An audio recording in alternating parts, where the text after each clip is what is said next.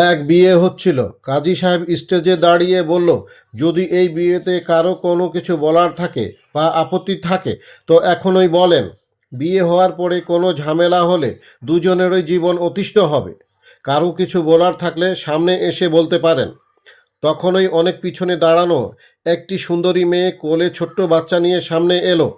এটা দেখে বিয়ে বাড়ির সবাই গুপগাপ আলোচনা শুরু করে দেয়। স্টেজে দাঁড়ানো পাত্রী পাত্রের গালে থাপ্পড় বসিয়ে দেয়। পাত্রীর বাবা পাত্রের উপর রেগে গিয়ে বন্দুক বের করতে চলে যায়। পাত্রীর ভাইয়েরা পাত্রকে ধরে ইচ্ছে মতো ধোলাই দেয়। পাত্রীর মা অজ্ঞান হয়ে পড়ে যায়। পরিস্থিতি অনেক খারাপ হয়ে যায়। তখন ওই কাজী সাহেব ওই মেয়েটাকে প্রশ্ন করে, এই বিয়েতে আপনার কি সমস্যা? মেয়েটা তখন বলে, পিছনে থেকে আপনার কথা ভালো মতো শুনতে পাচ্ছিলাম না, তাই সামনে এগিয়ে আসলাম আপনি কি বলছেন তা শোনার জন্য।